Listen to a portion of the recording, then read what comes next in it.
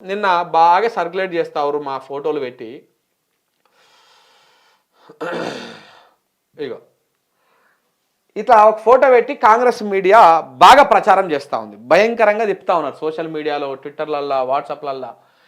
KTR paid media అని చెప్పేసి ఇగో ఇటు కేటీఆర్ను మధ్యలో పెట్టి ఈయన వైపు నా photo, Shivareddy photo, Saritha photo, ఇక్కడ మిగతా ఇద్దరి ఫోటోలు, ఇక్కడ సైడ్ ఏమో Vijayareddy photo, Srinarayana Akula Srinivasareddy photo, Kontham Dileep photo, Revathi గారి ఫోటో, వీళ్ళ ఫోటోలు అన్ని మా ఫోటోలు పెట్టి ప్రభుత్వంపై బురద జల్లేందుకు కోట్ల అవినీతి సొమ్ము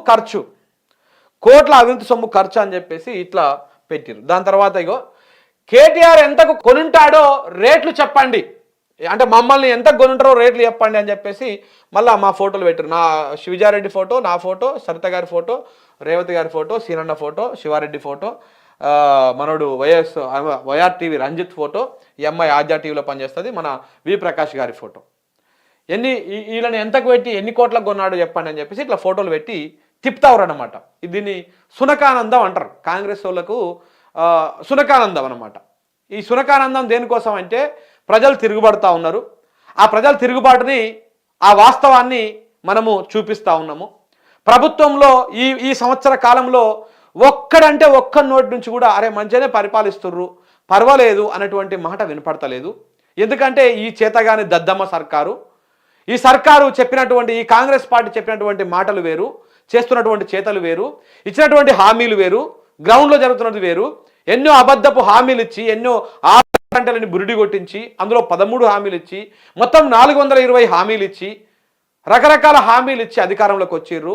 అరచేతిలో వైకుంఠం చూపించి ప్రజలను మభ్యపెట్టిర్రు, మోసం చేసిర్రు. సో కాబట్టి ఈ రకంగా మనం మోసం చేసి వచ్చినాము. ఈ మోసం వచ్చినాక అధికారంలో కూర్చున్నాక ప్రజలు డిమాండ్ చేస్తూ ఉన్నారు, రైతు బంధు ఎక్కడ పోయింది అని, పింఛన్ ఎక్కడ పోయింది అని, కళ్యాణ లక్ష్యంతో పాటు తులం బంగారం ఎక్కడ పోయింది అని, నీ స్కూటీలు ఎక్కడ పోయినాయి అని, 2500 రూపాయలు మహాలక్ష్మి కింద ప్రతి మహిళకు ప్రతి నెల ఇస్తున్నటువంటి పైసలు ఎక్కడ పోయినాయి అని, ఇట్లా అన్ని సంక్షేమ కార్యక్రమాల గురించి, వాటి గురించి, ఇచ్చినటువంటి హామీల గురించి, రుణమాఫీ ఏమైందని, డిసెంబర్ 9 రుణమాఫీ చేస్తా అని చెప్పినావు కదా, ఏమైపోయినాయి అవన్నీ అని వీళ్ళందరూ ప్రశ్నిస్తూ ఉన్నారు ప్రజలు. ఆ ప్రశ్నలని, ఆ ప్రజల ఆవేదనని, ఆగ్రహాన్ని మేము సమాజానికి చూపిస్తూ ఉన్నాం, వాస్తవాలను చూపిస్తూ ఉంటే ఈ కాంగ్రెస్ వాళ్ళకి అసలు ఏమంటారు, నిద్ర పట్టక ఇగో గిట్లా పెట్టి చేస్తావు అనమాట. కేటీఆర్ పెంచి పోషిస్తున్నాడు అనుకుంటే కథ వేరే తీరుగా ఉంటుండే, ఇంకొక తీరుగా ఉంటుండే. మాకు బాధ్యత ఉన్నది కాబట్టి తెలంగాణ ప్రాంతం మీద ఇయ్యాల కాదు కదా, కేసీఆర్ గవర్నమెంట్ ఉన్నప్పుడు కూడా మేము మాట్లాడుకుంటూ వస్తూనే ఉన్నాం కదా. బీజేపీ మీద మీకంటే 300 ఎక్కువ ఫైట్ చేసినాం. మీ బీజేపీ కంటే కాంగ్రెస్ వాడు ఆడనో మాట్లాడకుండా ఉంటుండే. ఇప్పుడు బీజేపీని ఒక మాట అనవాను, రేవంత్ రెడ్డిని కాంగ్రెస్ వాళ్ళని అనవాను, తీసుకుపోయి బొక్కలు వేస్తారు, ఓటుకు నోటు కేసులో షిప్పకూడు తినబెడతారని చెప్పేసి కనీసం పల్లెత్తి మాట మాట్లాడతలేడు. కానీ బీజేపీ చేస్తున్న మత రాజకీయాలను, ఈ గజ్జిని బయట పెట్టింది మేము, మాట్లాడింది మేము, తెలంగాణ గొంతుకలై వినిపించింది మేము. ఆ రోజు కనపడలేదు, ఇవాళ వాస్తవాలు బయటకు వస్తూ ఉంటే దీన్ని మొత్తం ఒక బురద అల్లాలే, వీళ్ళ మీద ఒక ముద్ర వేయాలన్నటువంటి కార్యక్రమంతో ఇట్లా ఫోటోలు పెట్టి తిప్పుతా ఉన్నారు. మరి మాకు ఎవడో ఉన్నాడు వెనకాల, ఏదో చేస్తున్నారు, ఏదో అవుతున్నారు అనేటువంటి ఒక తప్పుడు ప్రచారం చేస్తూ ఉన్నారు. ఇవన్నిటికీ భయపడతట్లు గారు. ఈ చిల్లర పంచాయతీ మొత్తానికి, చిల్లర ప్రచారానికి తెరబెట్టండి. మీరు మాట్లాడుతూ గొంతు నొక్కేటువంటి కార్యక్రమాలు చేయండి. ఎన్ని కేసులు పెట్టిర్రా ఇప్పటికి నా మీద? 16 కేసులు పెట్టిరు. 16 కేసులు పెట్టిరు. ఇంకెన్ని పెడతారు? పెట్టుకోరు. ఎన్ని కేసులు పెట్టుకుంటారు? ఎన్ని కేసులు కూడా పెట్టుకోరు. ట్వీట్ పెడితే కేసు, మాట్లాడితే కేసు, వార్త రాస్తే కేసు, ఎన్ని కేసులు పెడతారు? 16 కేసులు పెట్టి ఇలా ఒకరికి ముద్ర వేసేసి చేద్దామన్నట్టు ప్రయత్నం చేస్తూ ఉన్నారు. 100% చెప్తున్నాం కదా, నువ్వు ఎన్ని కేసులు పెట్టుకుంటావో, ఎంత తప్పుడు ప్రచారం చేస్తావో, ఎన్ని రకాలుగా ఏ రకంగా ఇబ్బందులు పెడతావో పెట్టు, నో ప్రాబ్లం. అన్నింటికి రెడీ అయి ఉన్నాము మేము. ఈ వాదం ఎత్తుకున్నప్పుడే, ఈ రాష్ట్రం పక్షాన గొంతు వినిపించాలని అనుకున్నప్పుడే అన్నింటికి రెడీ అయ్యే బయటకు వచ్చినాం. సో కాబట్టి ఈ ఉడత ఊపులకు, నువ్వు పెట్టేటువంటి ఈ ఫేక్ ప్రచారాలకు ఎవడు భయపడుతూ లేడు. రేవంత్ రెడ్డి అండ్ బ్యాచ్, ఈ సోషల్ మీడియాలో ఉన్నటువంటి కొంతమంది ఈ చిల్లర ప్రచారాలు బంద్ పెట్టుర్రి మా మీద. మరి నీకు ఇలా ఊడిగం చేస్తున్నటువంటి వీళ్ళంతా ఎవరు? మమ్మల్ని ఒక పార్టీకి ఒకరికి అంటగడతా ఉన్నారు కదా, మేము వాస్తవాలు చెప్తా ఉంటే. పోనీ ఈ కొడుకులకు ఇది పెట్టిన వాళ్ళకి ఒకరికన్నా పోనీ గీళ్ళ నుంచి గిన్నె వస్తున్నది, గీళ్ళ నుంచి గిన్నె వస్తున్నాయి. అరే మీరు నా ఆఫీస్కి రండి, ఓపెన్గా చెప్తా ఉన్నా. నేను పెట్టినటువంటి ఖర్చు ఎంత, తెచ్చినటువంటి అప్పు ఎంత, పత్రాలతో సహా చూపిస్తా, పత్రాలతో సహా చూపిస్తా. నాకు వస్తున్నటువంటి ఇన్కమ్ ఎంత, ఇదెంత. ఎందుకు ఈ చిల్లర ప్రచారం? ఎవడికి ఉండే బాధలు ఆడికి ఉంటాయి. ఇలా కనపడినంత మాత్రాన ఎవడో ఇస్తున్నాడు, ఏదో అవుతున్నాడు అనేటువంటి ఆలోచనలో మీరు ఈ ప్రచారం చేస్తూ ఉన్నారు. కాబట్టి ఈ ప్రచారాలు బంద్ పెట్టుర్రి. అప్పులు తెచ్చుకొని ఒక నమ్మిన వాదం కోసం ఎప్పటికైనా ఒక రోజు జనం మమ్మల్ని ఆదరిస్తారు.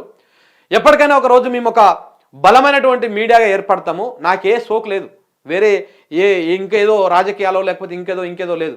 తెలంగాణ వాదాన్ని వినిపించేటువంటి ఒక బలమైన మీడియా కావాలి. తెలంగాణ హక్కుల కోసం, రాష్ట్రం కోసం పార్టీలకు సంబంధం లేదు. ఇలా రేపు బీఆర్ఎస్ పార్టీ అధికారంలోకి వచ్చినా కానీ మన రాష్ట్ర ప్రజల పక్షాన రాష్ట్రానికి అన్యాయం జరుగుతున్నప్పుడు ప్రశ్నించాలన్నటువంటి ఒక ఏకైక లక్షణంతో న్యూస్ లైన్ తెలుగు పుట్టింది, తెలంగాణ పత్రిక పుట్టింది. అలాగనే ముందుకు పోతుంది. మీరు ఎన్ని రకాలుగా బురద తల్లినా, ఎన్ని రకాలుగా ప్రయత్నాలు చేసినా, ఎంత చేసినా మా మీద బురద తల్లుతూ ఉన్నారు కదా. మరి ఇవేంటివి రాబాయ్? ఈ బిగ్ టీవీ ఎవరిది? ఈ చోటా న్యూస్ ఎవరిది?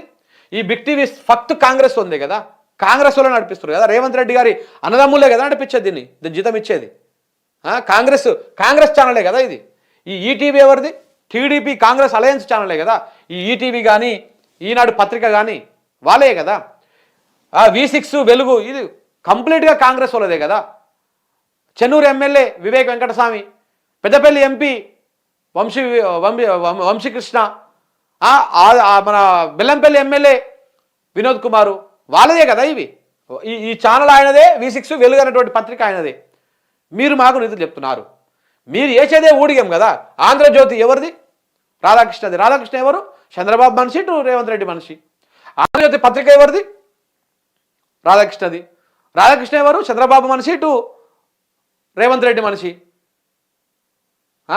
ఇటు ఎన్టీవీ ఎక్కడ అధికారం ఉంటే అక్కడ పోతా ఉంటాడు.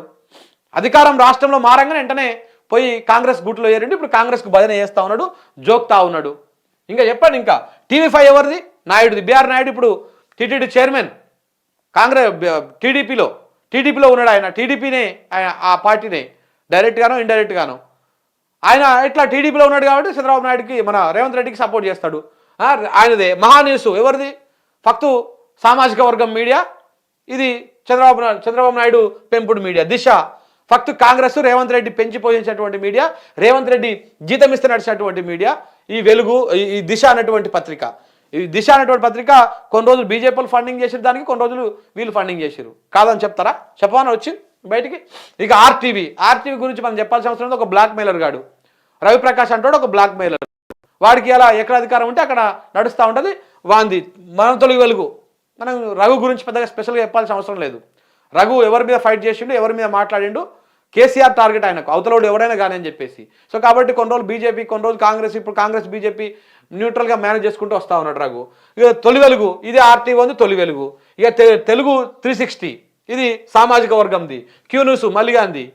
మల్లిగాడేవాడు మరి? ఈయన ఏ జర్నలిస్టు? ఈ పిల్లగాడు ఈ సింగర్ నరసింహాని కొడంగల్లో ఉంటాడు. ఇక డెక్కన్ క్రానికల్, ద పయనీరు. వీళ్ళందరూ కాంగ్రెస్ మీడియానే కదా ఇదంతా. కాంగ్రెస్ కమ్ముడు పోయిన మీడియానే కదా ఇదంతా. మావి ఒక 4-5 అని చెప్తా ఉన్నారు కదా, ఏదో తెలంగాణ గొంతుగా వినిపిస్తున్నటువంటి ఛానల్ అని ఒక పార్టీకి ముడిగడతా ఉన్నారు కదా. మరి ఇవన్నీ కాంగ్రెస్ కావు. 1, 2, 3, 4, 5, 6, 7, 8, 9, 10, 11, 12, 13, 14, 15, 16, 17, 18, 19, 20 ఇవన్నీ కాంగ్రెస్వే కదా. కాదని చెప్తారా? కాంగ్రెస్వి, టీడీపీవి, అలయన్స్లో బీజేపీవి, ఇంకా బీజేపీ కొన్ని ఉన్నాయి, ఇంకా చెప్పలే ఇందులో.